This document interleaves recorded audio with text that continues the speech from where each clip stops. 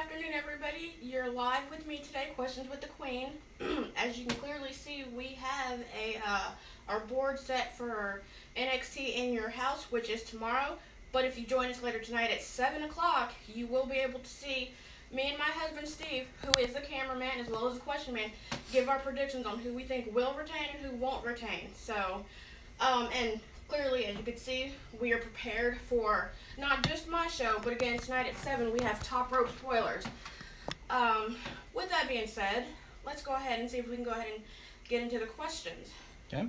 So for those of us that have been waiting, as usual, I provided the instructions for us. So if you do have any questions for the Queen this afternoon, we have a little question mark box that is directly next to your comments down at the bottom. Just type your questions in there. You can put in whatever you like, and if it's a question that is part of our topics this evening, we'll be sure to have the Queen answer those during her time on here. Mm-hmm. I do take note, though, that our theme today is NXT and NXT Takeover as we get ready for In Your House tomorrow. So make sure that you try to keep your questions about that so we can stay within our theme. We also have some questions that I've already typed in from our Twitter and from our Instagram that we've received throughout the week. Mm-hmm. So we'll go ahead and start with a couple of those. But if you do have anything you want to know, just drop it in. Yes, I'm excited to answer. I want to hear from everybody like we always do. I want the communications to be wide open. So if you have a question, please feel free. I would love to answer it. So our first question is, wanted to get us started off kind of easy here, and that is, what was the first takeover that you ever watched? I believe my first takeover, if I remember correctly, was The End. And I believe we were sitting at home on our couch watching it, if I'm not mistaken. The End was more recently. I think you're going back. If it's where's one we watched was Our Evolution. Okay, I'm going to give y'all a heads up. I have a really bad memory, so I do get confused a lot. So forgive me. But yeah, next question. Okay. Yeah, I guess it wasn't anything more than that. So. Basically, it's ironic that our next question will ask about your memory a little bit here. What was your favorite takeover memory? Favorite takeover memory?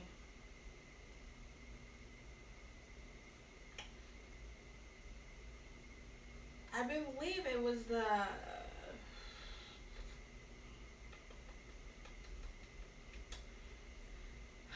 I want to say, everybody that knows me, I'm all for women empowerment, so I end up loving the feud that Sasha had with Becky and the both matches she had with Bayley before she left to get called up to the main roster.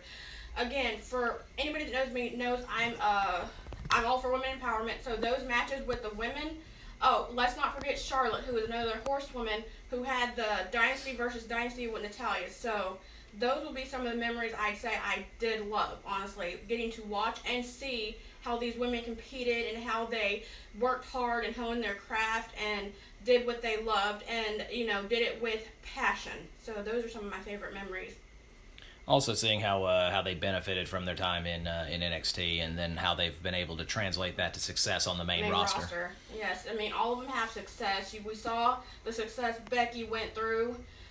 We saw the success of Charlotte. We're seeing the success of Bayley and Sasha. As you know from our show last night, both of them are now 2-time tag team women's champions, which, again, like I spoke of last night, I would like their reign to be longer. But we've all seen just what those 4 women have done from NXT all the way up to the main roster. Agreed.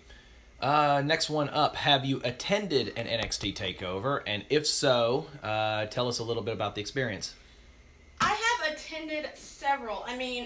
Honestly, if it wasn't for my husband, Steve, That's me. I wouldn't attend as many as, I would like. But because he is the one that actually pays for everything, I get in the car and I go. I believe we had, what is it? Not War Games, but... the one... We have attended a War Games. The one in Chicago, I believe. That's War Games. Yeah, that one right there has been my absolute favorite. I believe it was me, my husband, and our friend Stephanie, and we enjoyed it. We loved it. I want to keep going, and I want to see more of it. I like how they have everything's set up as far as the displays and how the talent they just go out and they give it their all. But of course, it's NXT. They're going to give it their all because this is what they love doing. All right, our next one. Who has benefited the most from their time in NXT that is on the main roster? That is I've been thinking about that, but you have to think everybody that's been in NXT has technically benefited from the 4 horsewomen. You know, Sasha, Bayley, Becky, and I did say Charlotte. Mm-hmm. All the horsewomen. And then you have to think, let's not forget about the guys. Big E. And then you have Seth Rollins. And then you have definitely Asuka. So, I mean, the list is extensive. If you've been on NXT, you've had time to get ready and to prep and to train and everything else to get prepared for the main roster. Oh, and let's not forget Finn Balor, who is now back in NXT. But those are my list of people, so because I can't keep it, like, very short. So, those are the people who have benefited. And if you look at wrestling the way I do, you can clearly see, again, Bayley and Sasha are the women's tag team champions, again, 2-time. And then Bayley, for as long as she's held her title. Charlotte, who is, you know, pulling triple duty. Becky, who is gone. She has done great things with holding her title. She was Becky 2 belts. It kind of started a trend, as we can see. So, yeah. Okay. If you could pick one single match from any NXT Takeover that you could just watch over and over again and would never get sick of it, what match would that be? The double cage match with all the men.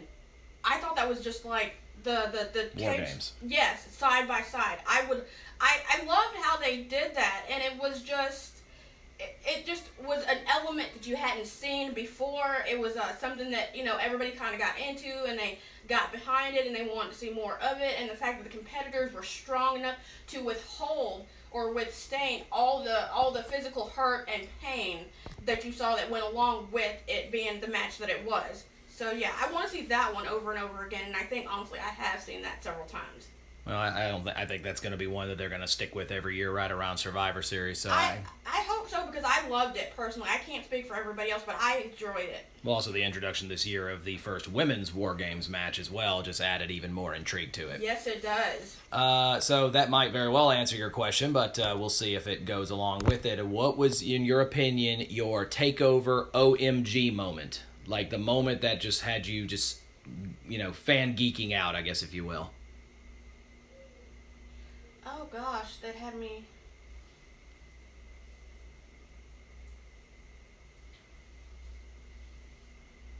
Oh, that's a really good one. I have to actually, now I'm thinking I have to go back and think really.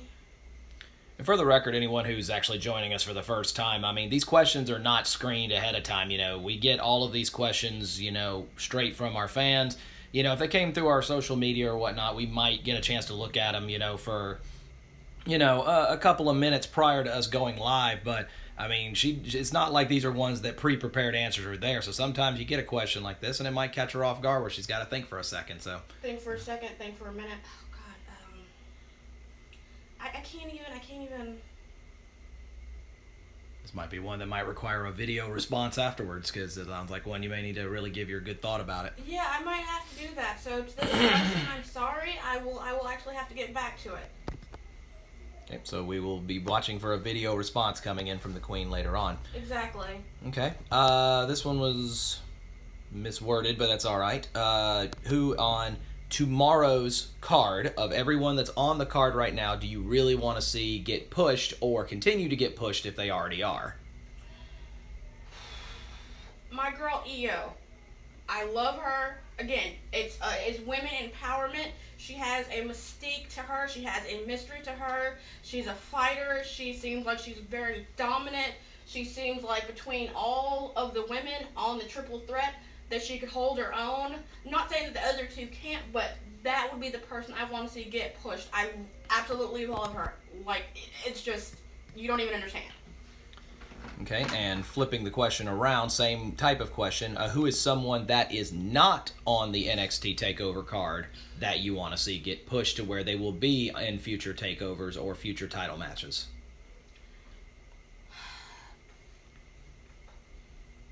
is not on the card. I mean, this person technically is on the card, but I would love to see this person get pushed a little bit harder than what she is getting pushed, and that is my girl Mia Yim right now. But let's see, someone who is not on the card that is not getting pushed.